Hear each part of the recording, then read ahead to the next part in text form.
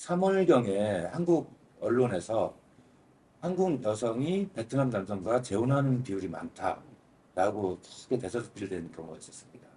그 대부분이 한국 여성이 국적을 취득한 베트남 여성이었다라는 기사가 났었는데 어떻게 생각하십니까?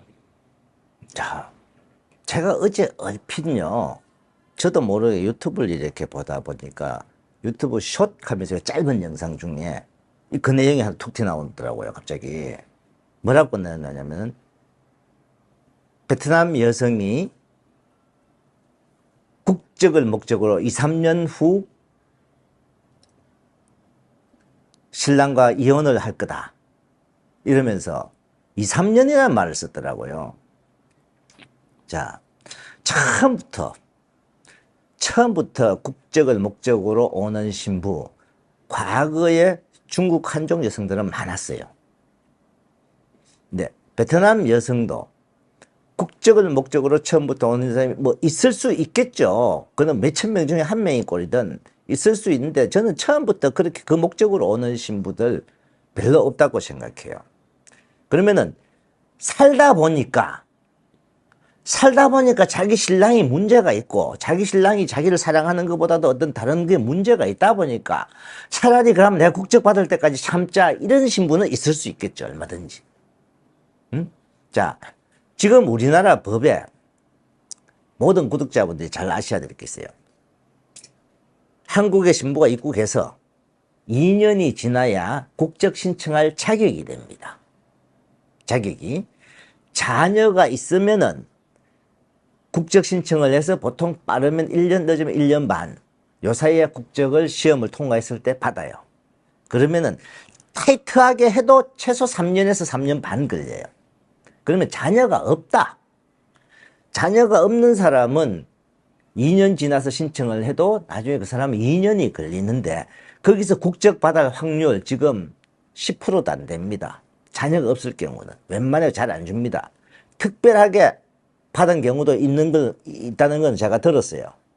제가 아는 분, 제가 결혼시킨 신부 중에도 애기 없이도 한 명을 과거에는 받았어요. 최근에는 굉장히 국적을 타이트하게 주는 것 때문에 자녀가 없으면 거의 잘 안 줘요. 줄 경우도, 그 면접관을 잘 만나면은, 이 면접관 이제 시험을 친단 말이에요. 구두 시험을 봐요.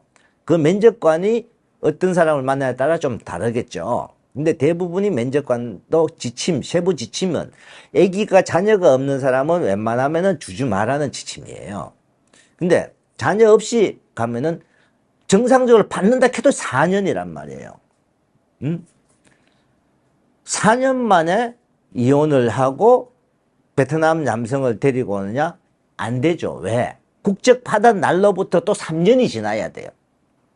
재혼해서 자기 나라 여성하고, 자기 나라 남성하고 결혼하려면은, 그러면 몇 년이에요? 7년이에요. 또 3년을 기다려야 됩니다. 그러면은 아기 낳았다 치도 3년에서 3년 반, 6년에서 6년 반이에요. 그러면 처음부터 6년, 7년을 목적으로 결혼을 해요? 저는 그 기사가 이해가 안 가는 기사죠. 거기는 2, 3년 만에 자꾸 이런 말만 나와요. 2, 3년 만에 국적을 신청할 수 있는 거죠. 신청한다고 바로 받는 거 아니잖아요.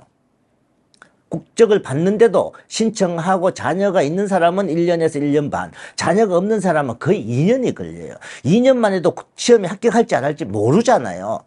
합격할 확률 10%도 안 돼요. 그러면 합격한다고 잡아도 3년 반, 4년인데, 빨리, 애기 있는 사람 빨리 받아도 3년이잖아요. 그러면 국적 받은 날로부터 3년이 지나야 자국 남성과 결혼이 된단 말이에요. 3년 동안 결혼이 금지되어 있단 말이에요. 근데 그걸 처음부터 계획적으로 해요? 자, 그게 아니고, 한국 신랑과 살다가 신랑이 문제도 있고 신랑하고 안 맞으니까 이혼하는 거예요. 응? 그거는 이혼은 얼마든지 할 수 있는 거잖아요. 한국 사람 지금 이혼율보다 베트남 사람 이혼율이 더 낮아요. 한국 사람 이혼율 대충은 제가 듣기로 한 20% 가까이 되는데, 베트남 지금 최근 이혼율요, 제가 알기로 10% 이내입니다. 한단이에요. 정확한 그 데이터는 제가 링크를 걸어드릴게요. 예. 설명글에다가 법무부에 나온 통계가 있습니다. 예. 근데 이혼을 신랑이 문제도 있고 서로가 안 맞으니까 이혼을 했어. 그러면 그 이혼한 사람이 최소한 5년, 6년 이렇게 살다가 이혼을 했어요. 이혼을 하고 혼자 살다 보니까 자국 남성을 현지에서 만나서 데이트하고 사귀게 돼버린 거예요. 그러면은, 자, 한국에 와 있는 베트남 여성이 베트남 자국 남성한테 쉽게 끌려요. 자, 우리나라 한국 사람이 외국에 나가서요, 살 때, 외국에서 다른 이성의 한국 사람을 만나면 또 쉽게 끌립니다. 그게 자국 남자한테 끌리는 건 인지상정이잖아요. 그러다 보니까 그 사람하고 결혼을 하든가. 자, 이거는 일부입니다. 국적을 받고 한국에서 살아가고 있는데, 베트남 쪽에 누구 브로커나 누구를 통해서 남자가 돈 얼마 줄게, 나하고 위장결혼하자. 이런 것도 일부는 있을 거예요. 저도 들은 적 있어요. 응?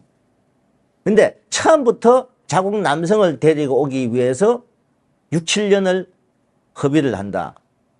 그건 이해가 가는 소리는 아니잖아요, 솔직하게. 그럼 베트남 남자도 한국 여성하고 결혼하게 돼서 국적을 받을 수 있나요? 받을 수 있죠. 베트남 남자도? 베트남 남자도 나중에 두 사람 사이에 2년이 지나고 자녀가 있고 이러면 또 신청이 되죠. 그 사람도 또 뭐 최소 3년에서 3년 반, 4년까지 걸릴 수 있겠죠. 국적 받는 데까지. 그러니까 이게 2, 3년 만에 이제 그 기사 내용에 보면은 2, 3년 만에 받는다. 받으면 바로 남성하고 결혼한다. 이렇게 지금 일반 국민들 모르는 다 그렇게 받아들이잖아요. 자, 국적을 신청을 하는 거는 한국에 와서 2년이 지나야 돼요. 그 2년도 중간에 만약 이 신부가 베트남을 다니러 갔잖아요. 한 달간 다니러 간 거는 또 빠집니다.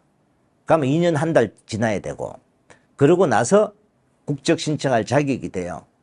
자격 신청을 하면은 자녀가 있고 없고 차이가 또 많이 나요. 자녀가 있으면은 보통 빠르면 1년, 늦으면 1년 반 정도 사이에 인터뷰 시험 보고 국적을 받아요. 근데 자녀가 없으면은 제대로 국적 받을 확률 10%가 안 됩니다. 그것도 2년이 걸려요. 그러면 4년이에요. 4년 하고 나서 국적 취득한 날로부터 3년이 지나야 자국 남성하고 결혼할 수 있다 이 말이에요. 그러면은 암만 타이트하게 해도 자녀가 있는 사람이 6년이잖아요. 자녀 있고도 6년, 6년 반. 자녀 없는 사람은 암만 타이트하게 해도 7년이고. 근데 이 통계학적으로 그게 조사해보면 나오는 거는 이혼해서 한국 남자하고 문제가, 그러니까 이혼을 해놓고 보니까 베트남 남성을 사귀게 된 거죠. 그거는 뭐라 할 수 없잖아요. 그 기사 뒤로 한국일보인가에서 오보다라고 오보다라고 저 나온 거 제가 기사가 봤어요. 예. 링크 걸어드릴게요. 그러니까 과거에는 중국 사람들이 그게 가장 많았죠.